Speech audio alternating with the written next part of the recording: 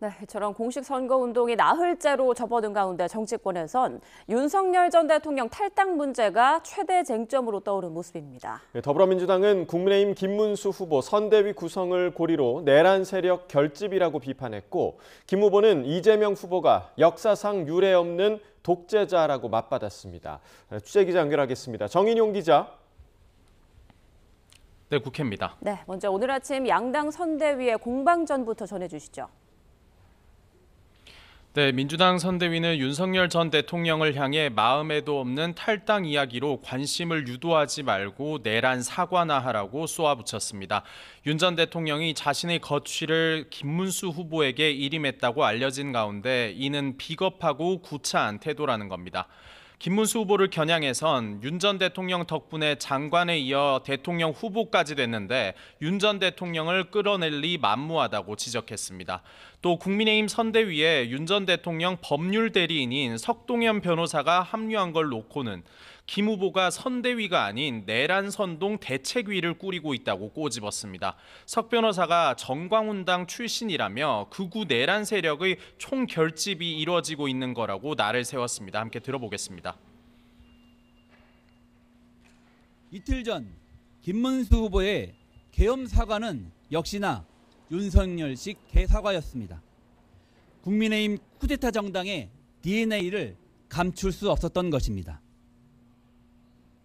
반면 국민의힘 선대위는 어제 법사위에서 대법이 유죄 취지 선고를 내린 이재명 후보의 선거법에서 행위를 삭제하는 내용의 개정안을 처리한 데 집중 공세를 퍼부었습니다.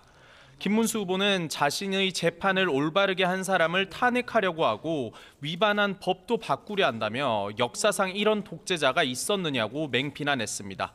삼권 분립은 헌법의 기본 정신인데 입법으로 권력자 범죄를 삭제하고 사법부를 겁박하는 건 자유민주주의를 파괴하는 범죄라고 규정했습니다. 2025년인 지금 국회에서 벌어지는 흉악한 범죄 행위야말로 대한민국 헌정사의 씻을 수 없는 악행으로 기록될 거라고 성토했습니다. 권성동 원내대표도 저마다 이재명 후보를 지키기 위해 어떻게 대한민국 헌법과 민주주의를 파괴할 것인지 아이디어 경쟁이라도 하는 것 같다고 비꼬았습니다. 들어보겠습니다. 대통령 이재명 못지않게 이재명의 충성 경쟁에 혈안이 된 홍위병들이 행정부의 완장을 차고 다니는 시대는 상상하기도 싫습니다. 네, 국민의힘 당내 상황 좀 더 알아보죠. 윤 전 대통령 탈당 문제를 둘러싸고 이견이 표출되고 있다고요? 네, 그렇습니다. 이정현 국민의힘 공동선대위원장이 선대위 회의에서 보수 재건을 위해 당의 대국민 사과와 함께 윤 전 대통령 탈당을 권고한 게 화근이 됐습니다. 하지만 김문수 후보는 회의 뒤 기자들과 만나 대통령 탈당은 본인이 판단할 문제라며 자신이 언급하는 건 적절하지 않다고 선을 그었습니다. 다만 계엄을 두고는 재차 고개를 숙였습니다. 경찰력으로 극복할 수 없는 국가적 대혼란이 아니라면 대통령이 계엄권을 발동해선 안 된다며 정중하게 사과의 말씀을 드린다고 말했습니다. 또 본인이 미리 계엄할 것을 알았다면 설득력 있는 논리로 반대했을 거라면서 아쉬움을 나타냈습니다. 김 후보는 헌법재판소의 윤 전 대통령 파면 결정을 두곤 8대0 만장일치는 공산국가에서나 있는 일이라며 헌재가 매우 위험하다고 밝혀 적지 않은 파장도 일 걸로 예상됩니다. 네, 이어서 대선 주자들의 유세 행보도 살펴보겠습니다. 새 후보, 오늘은 어떤 일정을 소화하죠? 네, 먼저 민주당 이재명 후보는 험지인 TK와 PK를 훑은 데 이어 오늘은 전통 지지 기반인 전남을 찾습니다. 영호남 화합의 상징인 경남 하동 화개장터에서 유튜브 방송으로 청년 세대와 간담회를 진행했고 2030 고민을 청취했습니다. 방송 이후 기자들과 만나 국민의힘을 탈당한 무소속 김상욱 의원이 지지 선언을 해준 것에 감사하다며 입당해서 함께하면 좋겠다는 말도 남겼습니다.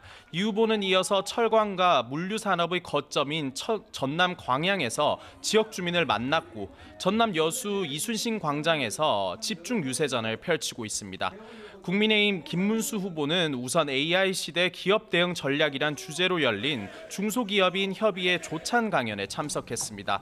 김 후보는 중소기업인들에게 대한민국 기적을 이룩한 주역이라며 중대재해처벌법이 소규모 기업에 적용되지 않도록 고치겠다고 강조했습니다. 이어서 출근길 인파로 붐비는 서울 지하철 신도림역에서 시민들과 만나 지지도 당부했습니다.